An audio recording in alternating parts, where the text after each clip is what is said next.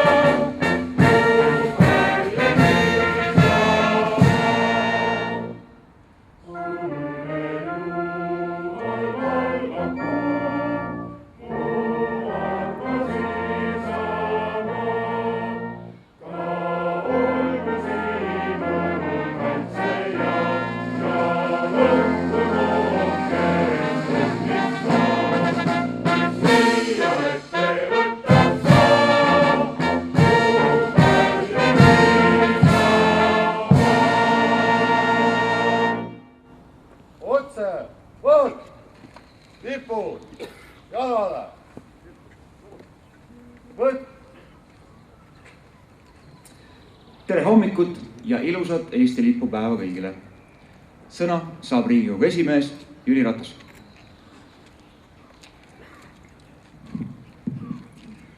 Head Eestimaa inimesed, lubage tervitada teid kõiki Eesti sinimustvalge lipu õnnistamise 138. aastapäeva puhul. Sinimustvalge ei ole mitte ainult meie riigi sümbol, vaid selles peitub midagi palju sügavamat.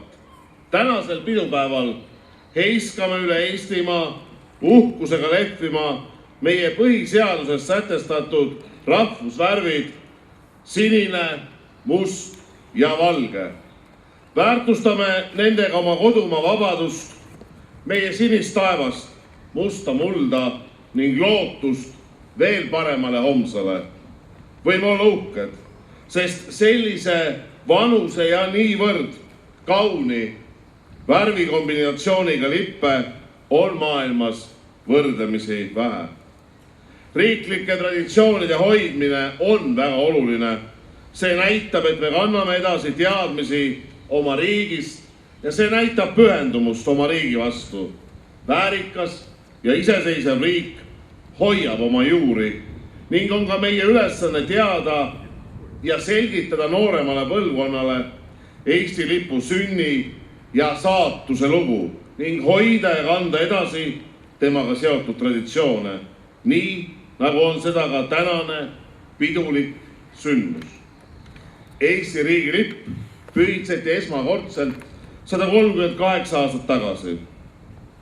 Toona küll mitte riigilipuna, sest Eesti riik ei olnud siis veel sündinud. Ajaloo keerdkäikude tõttu oli seesama lipp ligi pool sajandit peidetud korstnajala sisse, mis iseseisvuse taastamise järel päevavalgele toodi ja jäädavalt Eesti Rahva Muuseumi hoiule anti. Läbi ajaloo on sinimustvalge inimeste südames esile kutsunud lootust ja usku. Pikk okupatsiooniperiood muutis meie rahvuslipu keelatuks. Kuid Eesti lipu lehvimas nähes lohutas see hinge ja andis kinnitust, usku ja lootust, et miski ei ole veel kadunud. Vastupidi, see kinnitas meile, et meie kodumaast kaunimat ei ole. Rahvana oleme osa oma kodumaa põlisest ja uuest loodusest ja tekitatust, kuid kõik see ühendab meie kõige sügavamat armastust ja austust Eesti maa vastu. 27. juunil tähistame 100 aasta möödumispäevast, mil Riigikogu kehtestas sinimustvalge lipu seadusandlikul teel riigilipu staatuse. 100 aastat on kõrge ja väärikas vanus. Sel aastal tähistame ka väärikalt 100 aasta juubelit laulu Eesti lipp loomisest. Kaunistagem Eesti kojad 3 koduvärviga, mille alla Eesti pojad ühiselt võiks koonduda. Nii kõlavad Martin Lipu kirjutatud sõnad Eesti lipu laulus. Just täpselt samamoodi koondab sinimustvalge meid ka praegu üheks rahvaks. Tänagi olgu need värvid uhkusega meie ees ja selja taga. Kasutame ja näitame me lippu endile ja külalistele veelgi rohkem. Mul on hea meel, et Eesti saab juurde ka 2 lipupäeva, kirjanduspäeval ning laulu- ja tantsupidude aegu lehvib veelgi enam meie armsaid trikoloore. Õnnitlen kõiki siinviibijaid ja kogu Eesti rahvast tänase Eesti lipu õnnistamise 138. aastapäeva puhul.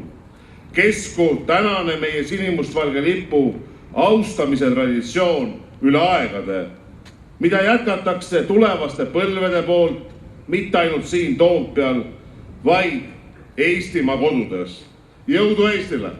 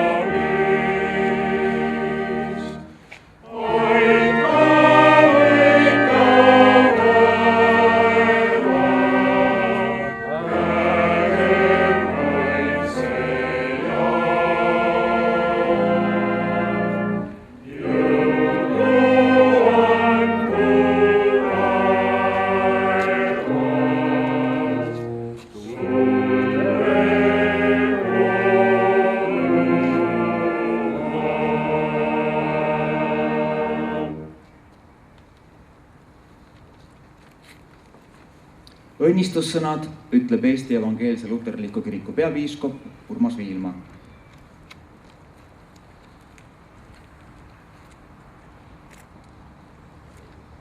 Armsad sõbrad, universaalne armastuse käsk, mille Jeesus meile on jätnud, määratleb ligimesena kõik inimesed, kes Jumala taeva all elavad. Nõnda saame tõmmata paralleeli kõiki rahvaid ja maid varjava taeva ja kõiki inimesi hõlmava ligimese armastuse vahele. Siia Pika Hermanni tippu äsja heisatud Eesti rahvus ja riigilipu üheks värviks on taeva sinine. Ligi 200 iseseisvast maailma riigist 75 riigilipul on sinine värv. Mitte kõigil neil ei tähista sinine värv taevasina.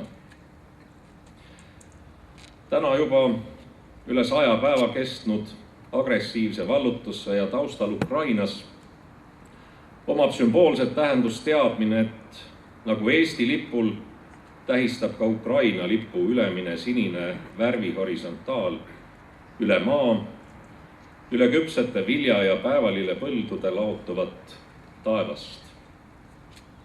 Eesti ja Ukraina kohal kõrgub sama taevas. Tegelikult laotub sama taevas kõigi maade ja rahvaste kohale. See peaks kõiki maailma rahvaid panema ühiselt pingutama selle nimel, et kõik inimesed selle ühise taeva all võiks olla vabad, võiks olla õnnelikud. See on võimalik vaid siis, kui lisaks ühisele taevale ühendaks kõiki maid ja rahvaid omavahel ka ligimese armastus. Aidaku meid selles püüdluses Jumal. Õnnistagu seda lippu, meie vaba riiki, tema rahvast ja juhte kõigeväeline Jumal, Isa, Poeg ja Püha Vaim. Aamen.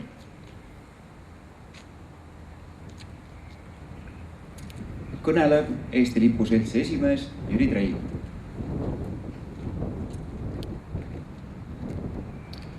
Austatud Riigikogu esimees, austatud peapiiskop, armsad aatekaaslased. Me oleme juba 18. aastat siin suvel, et tähistada lipupäeva. Tuletan meelde, et tollal, kui Vabariigi Valitsus otsustas hakata tähistama lipupäeva, selle ümber toimusid ka vaidlused ja võib-olla nooremad ei mäleta, vanemad mäletavad, et just lipukomisjon ja Eesti Lipu Selts, mis siis Tartus asutati Tartu Ülikooli aulas, tegi ettepaneku siis hakata lipupäeva tähistama ja ühtlasi ka Eesti koolides, et iga päev oleks heisatud Eesti lipp. Selle ümber olid suured vaidlused nii siin Toompeal Riigikogus. Pool aastat võttis aega, kuni need parandused tehti. See on juba ajalugu. Täna Riigikogu esimees juba rääkis meie lipu sünniloost ja 100.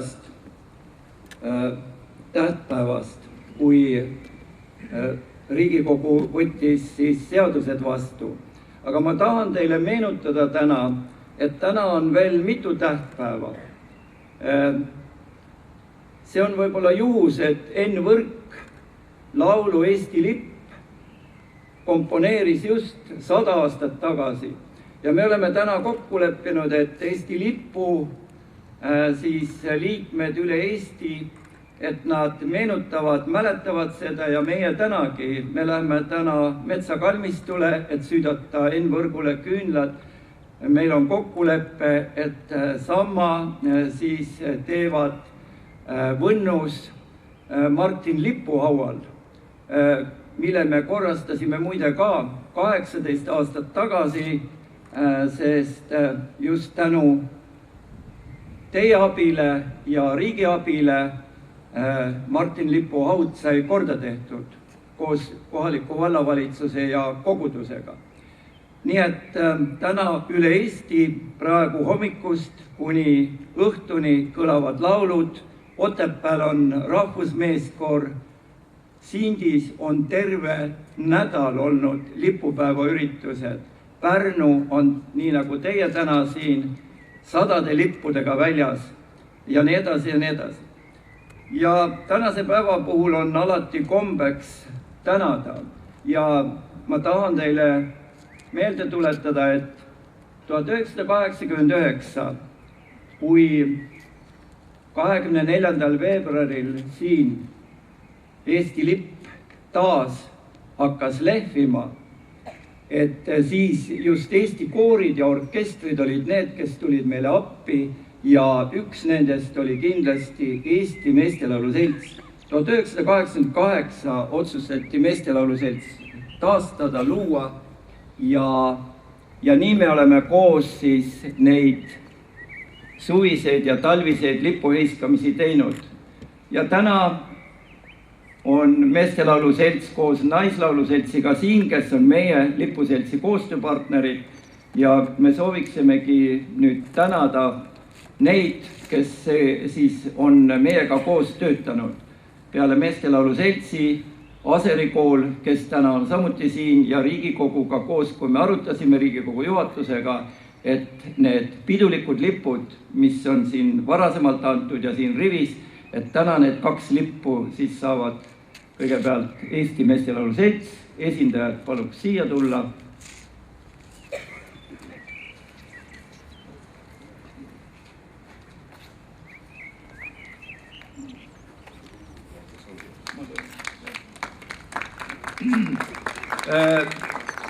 Lipu kinkimise tunnistus Eesti lipukultuuri hoidmise ja rahvuslipu traditsioonide väärtustamise eest kingivad Riigikogu ja Eesti Lipu Selts Eesti Meestelaulu Seltsile Eesti lipu piduliku kandelipuna. Orkester pidi meile mängima duši, kus on dirigent. Milles asi?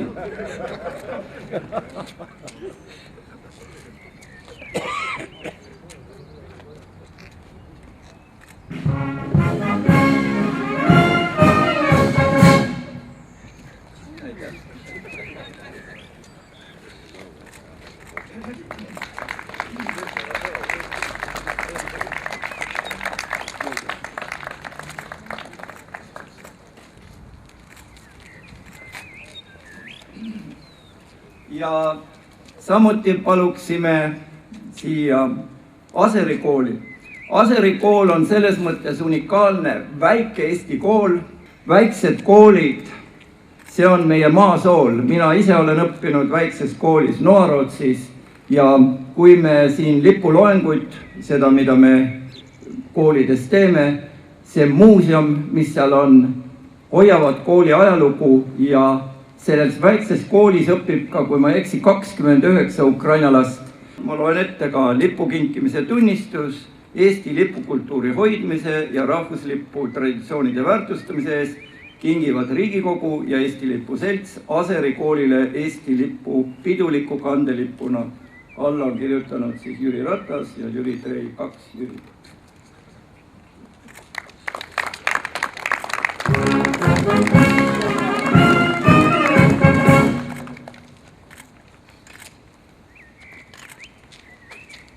Ja nüüd, nagu ikka, me tahame tänada ka neid, kes on meiega läbi aastate meisse mõistlikult suhtunud ja me oleme alati andnud ka oma teenetemärgid, Eesti Lipu Seltsi kõrgemad autasud.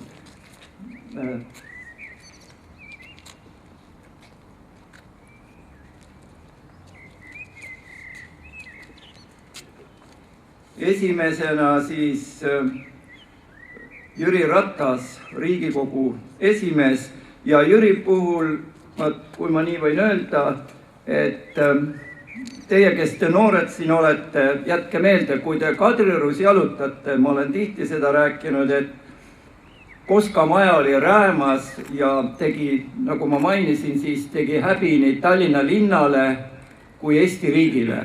Ja tulemas oli Eesti juubeliaasta ja me olime tollal volikogus, Jüri Ratas oli linnapea ja just tänu Jüri Ratasele taastati Poska maja, kus praegu meil on käinud üle 40 000 külastaja, mitte ainult Tallinnast, üle vabariigi, aga väga palju ka väliskülalisi. Me räägime seal Eesti riigi lugu, Eesti riigi ajalugu.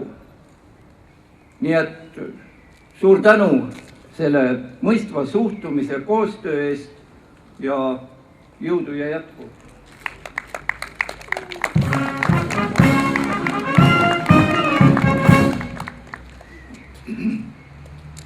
Nagu te teate, alati kui on lipupäevad või mingid pidulikumad sündmused, siis kuhu helistatakse? Toompeal on üks teine koht.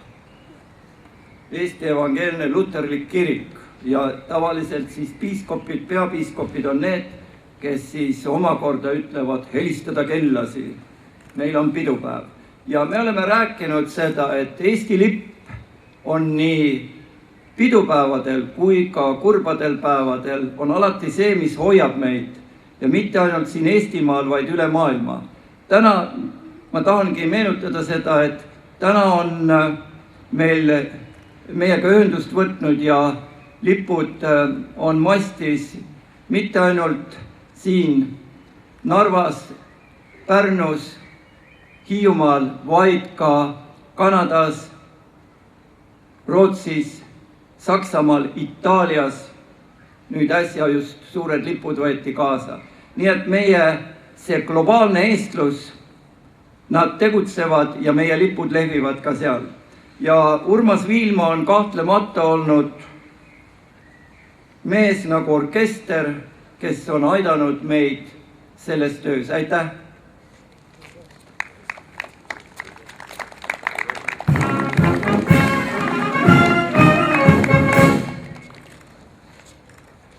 Ja nagu te teate, teid on siin aastaid rivistatud.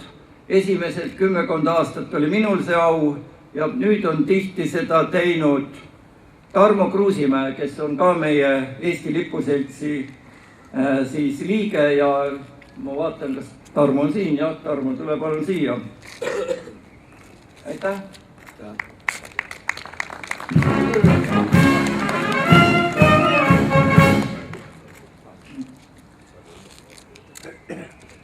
Aitäh orkestrile!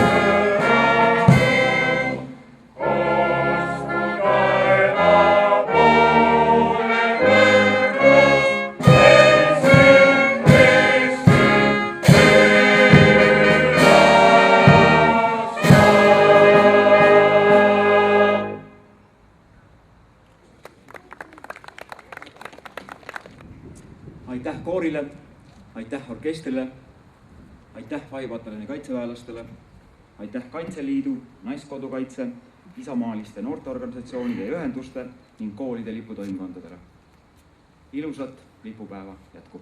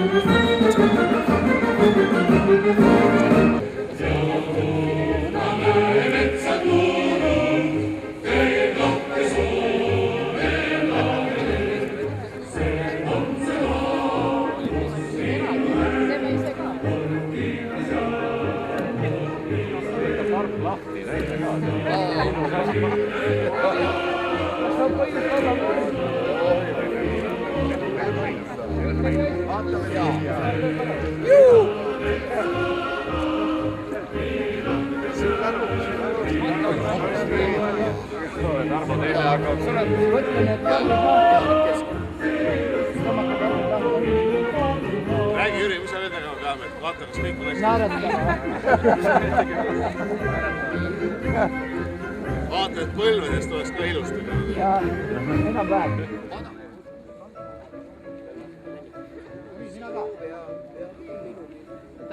ja nüüd tulge kõik veel peale, kes tahate kodus öelda, et siin oleks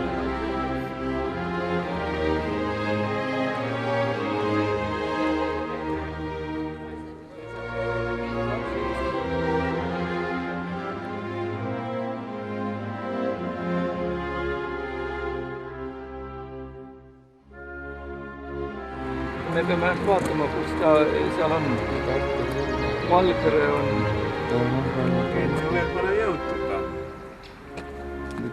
No vaatame, me leiame selle juurde.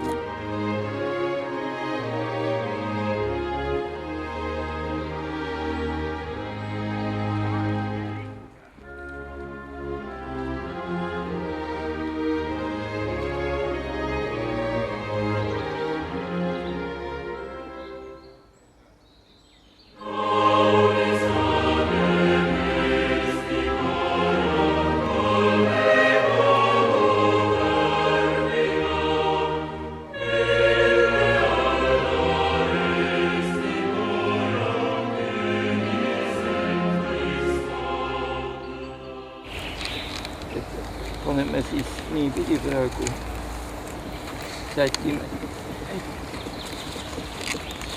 heliloojale näeb Eesti lipu seltsit.